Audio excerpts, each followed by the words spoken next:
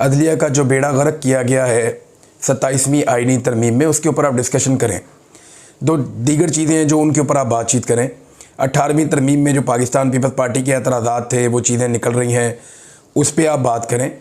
आप उन तमाम चीज़ों पे बात करें, लेकिन आपने आर्टिकल 243 वाला मामला जो पाकिस्तान की अस्करी क़यादत की तैनाती के हवाले से या उनके ओहदे के हवाले से या आर्मी चीफ़ और फील्ड मार्शल के ओहदे के हवाले से जो आइनी तरमीम की गई है, उस पर आप बात ना करें, या अगर उस पर बात करनी है तो सरसरी बात करें और निकलें।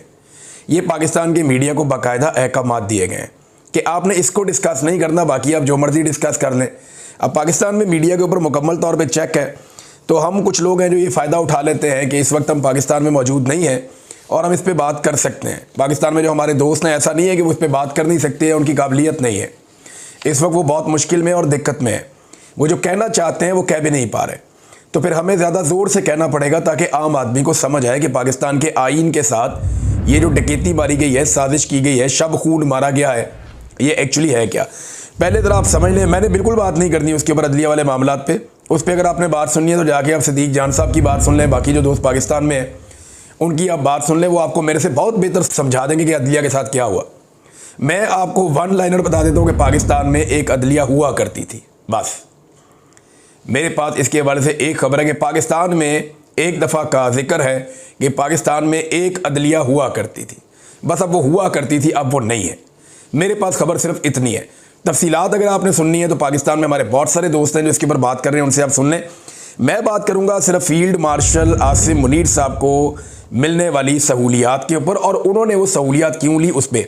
सबसे पहले तो ये 6 चीज़ें आपने याद रखनी है जो इस मुबैना आइनी तरमीम में मुबैना तौर पे उन्हें दी जा रही हैं। नंबर 1, जो फील्ड मार्शल का ओहदा है वो उनका ताहयात रहेगा। हुकूमत ने काम तो बड़ा वाहियात किस्म का किया है, लेकिन मैं आपको उसकी तफसीलात बता रहा हूँ कि फील्ड मार्शल का ओहदा ताहयात, फील्ड मार्शल के ओहदे के लिए मुराद ताहयात, उन्हें ताहयात इस्तिस्ना हासिल होगा मुकदमात से। ये 3 चीज़ें हो गई। नंबर 1, ताहयात फील्ड मार्शल रहेंगे जब तक ज़िंदा रहेंगे, अपनी मौत के मुकर्ररा वक्त से एक लम्हा पहले तक वो फील्ड मार्शल रहेंगे। ये उन्होंने आइन के अंदर लिखवा दिया। नंबर 2 लिखवा दिया कि ताहयात अपने मरने से एक लम्हा पहले तक भी उन्हें वो तमाम मुराद हासिल रहेंगी जो उन्हें अभी हासिल है। नंबर 3, उन्हें ताहयात एक इस्तिस्ना रहेगा, वो आइन तोड़ें, वो कोई काम करें, वो कुछ उल्टा सीधा कर दें, पाकिस्तान में कोई जुर्म उनसे सरजद हो जाए तो उनको अब एक इम्यूनिटी मिलेगी, एक इस्तिस्ना मिलेगा जो सदर पाकिस्तान को सिर्फ उसके टाइम ड्यूरेशन के बीच में मिलता है।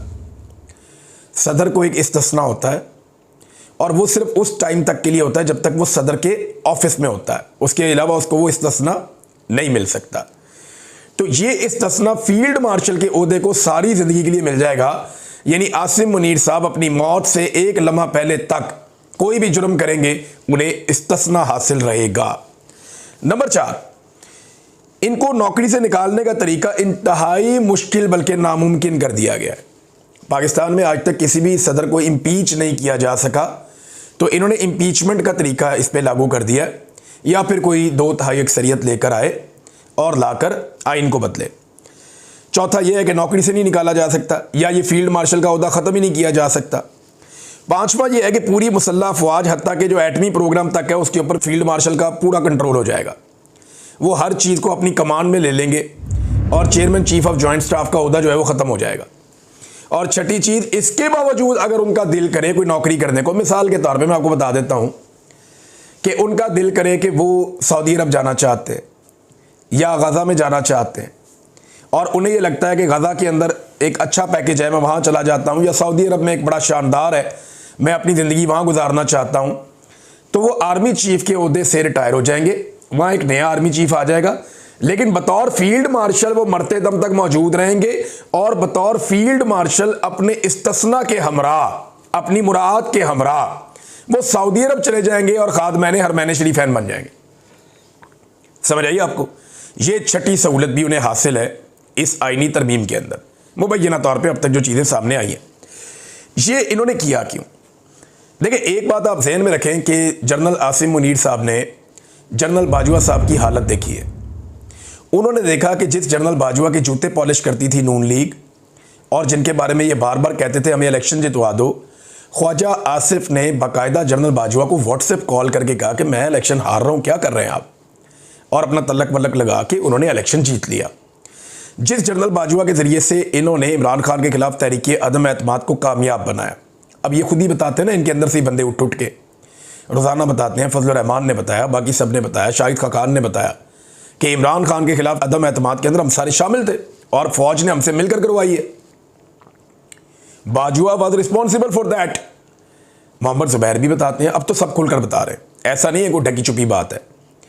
तो जो जनरल बाजवा के साथ मुस्लिम लीग नून ने और पीपल्स पार्टी ने की है ना, जो जनरल बाजवा की बैंड बजाई है इन्होंने मिलकर उसकी रिटायरमेंट के बाद, तो आसिम मुनीर साहब को यह समझ आ गई कि ये लोग किसी के भी सगे नहीं है। जिस दिन मेरी वर्दी उतरेगी ये मेरी भी बैंड बजा देंगे।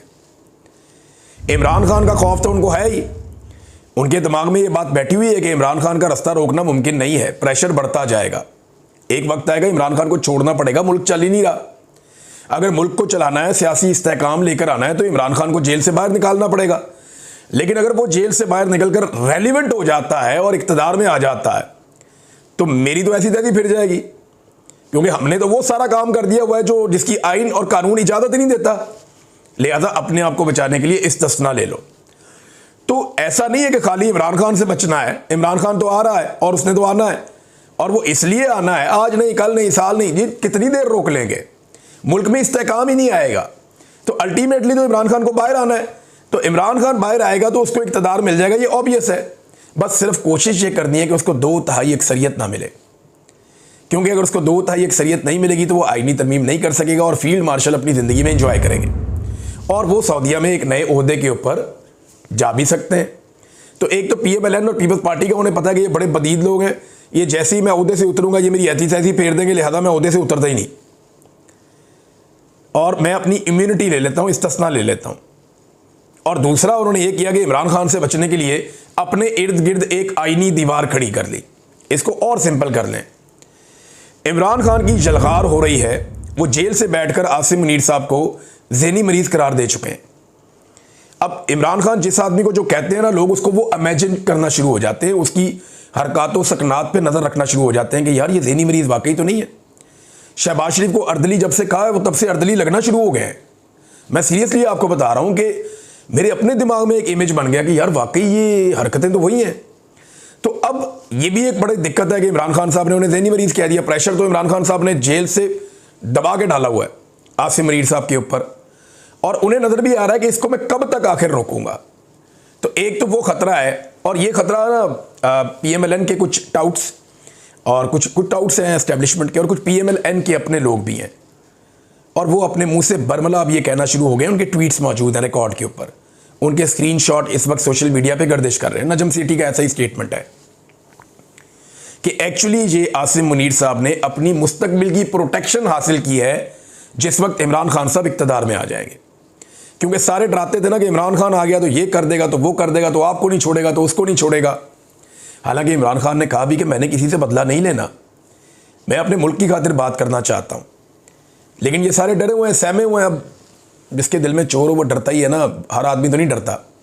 मैं एक मीटिंग में था कल, जर्मनी में आया हुआ था फ्रैंकफर्ट में, तो वहाँ पे बहुत सारे लोग थे। मैंने उनसे पूछा, मैंने कहा आप में से किसी को इस्तिस्ना चाहिए? तो पूरे हॉल ने कहा नहीं चाहिए। तो मैंने उनसे पूछा कि आपको क्यों नहीं चाहिए? उन्होंने कहा हमने कुछ किया ही नहीं, हमारे दिल में चोर है ही नहीं, हमें क्यों इस्तिस्ना चाहिए होगा। नबी अकरम सल्लल्लाहु अलैहि वसल्लम ने फरमाया कि मेरी बेटी भी अगर चोरी करेगी तो मैं उसका हाथ काट दूँ। बेटी के लिए इस्तिस्ना नहीं था। हज़रत खालिद बिन वलीद रज़ी अल्लाह अन्हु को दौरान जंग माजूल कर दिया गया। इस्लाम की तारीख का सबसे बड़े जर्नैलों में से एक जर्नैल, अल्लाह की तलवार, उनके लिए भी इस्तिस्ना नहीं था। हज़रत अबू बकर सिद्दीक़ रज़ी अल्लाह अन्हु के लिए इस्तिस्ना नहीं था। सैयदना उमर फ़ारूक रज़ी अल्लाह अन्हु के लिए इस्तिस्ना नहीं था। हज़रत उस्मान गनी रज़ी अल्लाह अन्हु के लिए इस्तिस्ना नहीं था। हज़रत अली शेर खुदा के लिए रज़ी अल्लाह अन्हु के लिए कोई इस्तिस्ना नहीं था। तो जब इन लोगों के लिए, इतनी बड़ी बड़ी हस्तियों के लिए इस्तिस्ना नहीं था, तो ये किस खेत की मूली हैं जो लोग इस्तिस्ना ले लेते हैं और लगे हाथों सारे इसके अंदर अपने हाथ धोते हैं। अभी पता चला है कि तजवीज़ आई है कि जो सदर पाकिस्तान है वो जो एक दफ़ा सदर बन गया उसको ताहयात इस्तिस्ना दे दिया जाए, यानी उसके ऊपर पूरी ज़िंदगी में फिर कोई केस नहीं बनेगा और अब इसके ऊपर जो है वो अमल दरामद कर दिया जाए। वज़ीर आज़म के बारे में भी यही तजवीज़ आई कि वज़ीर आज़म को भी इस्तिस्ना दे दें। वज़ीर आज़म अपने ओहदे से फारिग भी हो जाए तो बाकी ज़िंदगी कुछ भी करता रहे, उसको इस्तिस्ना जनाब को कोई इसको हाथ नहीं लगा सकता, कोई इसके ऊपर केस नहीं बना सकता। ये होता है कोई दुनिया में? हज़रत उमर फ़ारूक तो दूसरी चादर का हिसाब दे रहे थे। हमें सुनाते हैं कुरान पाक की आयतें, अपने लिए इनको आईनी दीवार चाहिए और अपने लिए इनको प्रोटेक्शन चाहिए। यानी हम गरीब पाकिस्तानियों के लिए, मिडिल क्लास के लोगों के लिए कुरान पाक की आयात और उनका तर्जमा है जो अपनी मर्ज़ी के मुताबिक वक्तन फ़वक्तन निकाल के अपनी ज़रूरत के मुताबिक कौम को सुना दिया जाता है, और अपने लिए इनको ज़रा भी तवक्कल नहीं है, इनको इस्तिस्ना चाहिए। भाई दूसरी सांस किसी ने नहीं देखी, कल किसी ने नहीं देखा, आप इस्तिस्ना के पीछे भाग रहे हैं। हमारे किसी खुलफाए राशिदीन में से, इस्लाम के बड़े बड़े जर्नैलों में से किसी ने कभी इस्तिस्ना लिया नहीं, लेकिन आसिम मुनीर साहब को इस्तिस्ना चाहिए कि उन्हें डर है।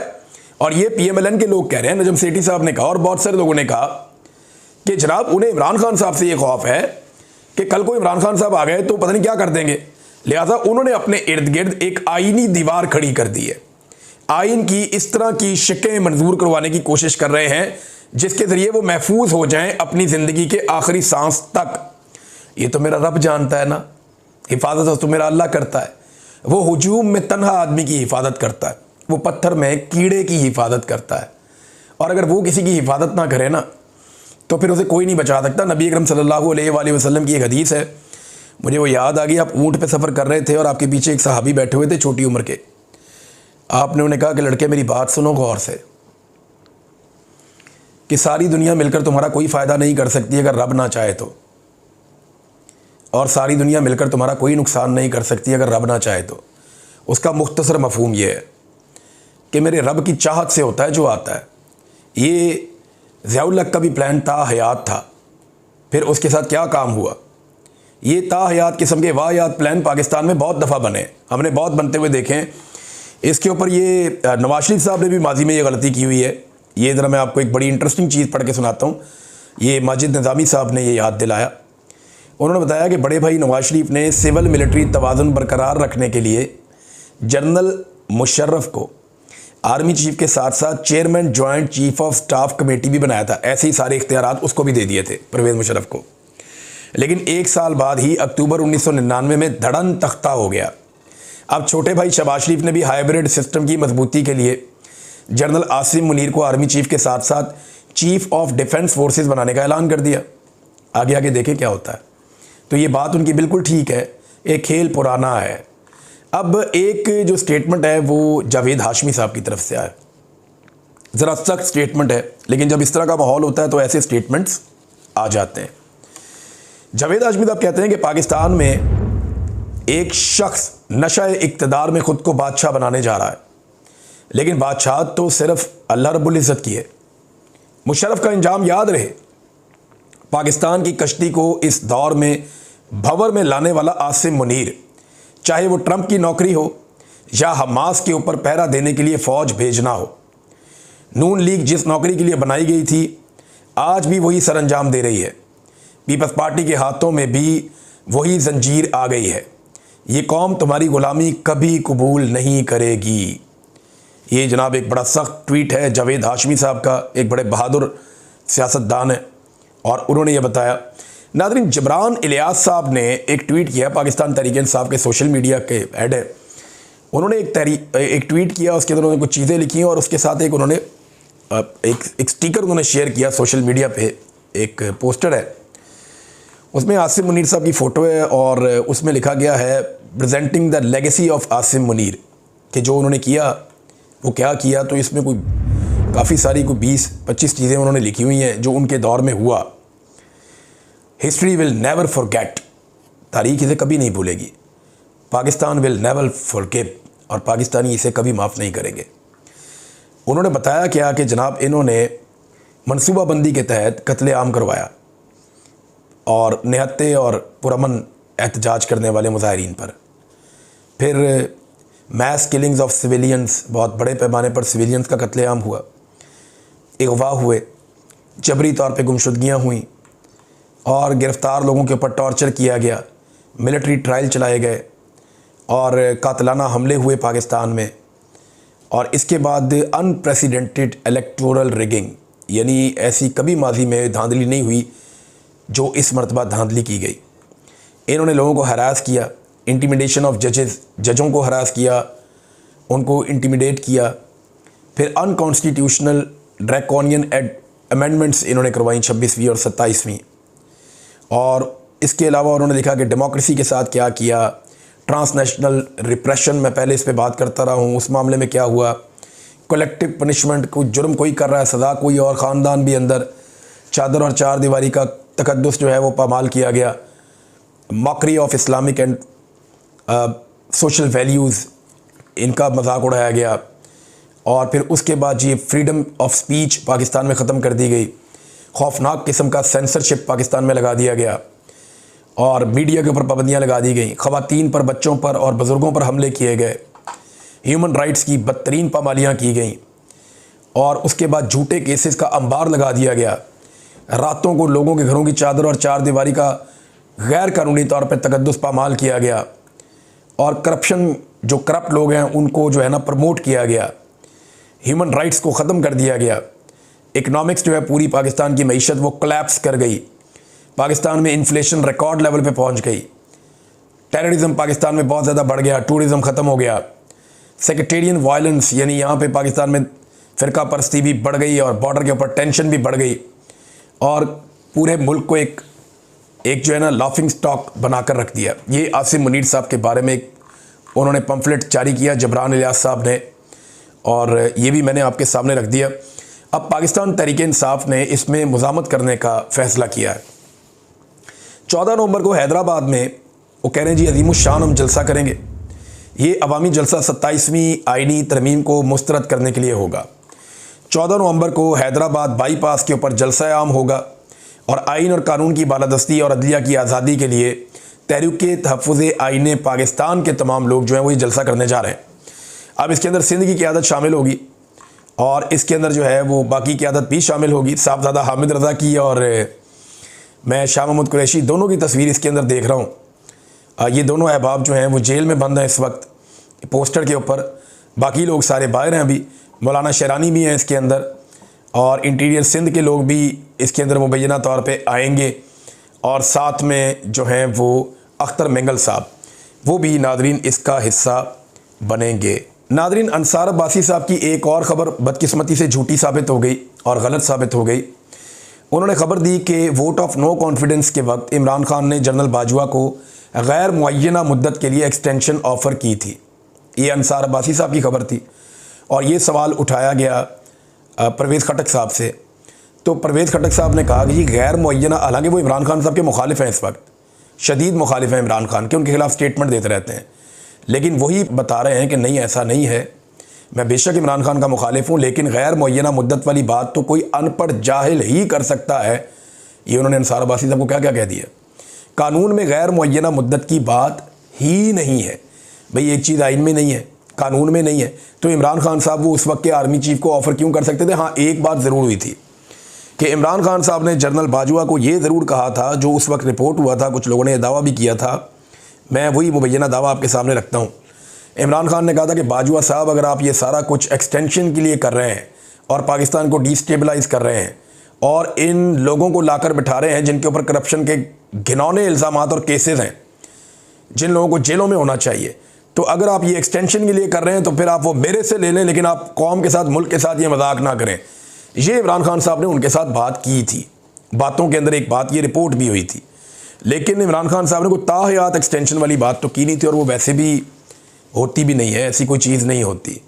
बहरहाल अब ये नादरीन अब तक की सूरत हाल है, मैंने आपके साथ शेयर की है।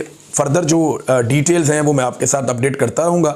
आज हमारा प्रोग्राम था फ्रैंकफर्ट में, म्यूनिख हम जा रहे हैं, जहाँ पाकिस्तानी अच्छी तादाद में रहते हैं, पाकिस्तानी हैं वहाँ जर्मनी में, और कल हमारा वहाँ पे इंशाल्लाह एक म्यूनिख में प्रोग्राम है। वहाँ जो ओवरसीज़ की कम्युनिटी है ह्यूमन राइट्स के हवाले से और पाकिस्तान के अंदर democracy, rule of law, freedom of expression, इन चीज़ों के ऊपर और मैंडेट का एहतराम, इन चीज़ों पे हम कल बात करेंगे वहाँ पे अपने प्रोग्राम में। अब तक के लिए इतना ही। अपना ख्याल रखिएगा, अपने इस चैनल का भी। अल्लाह हाफ़िज़।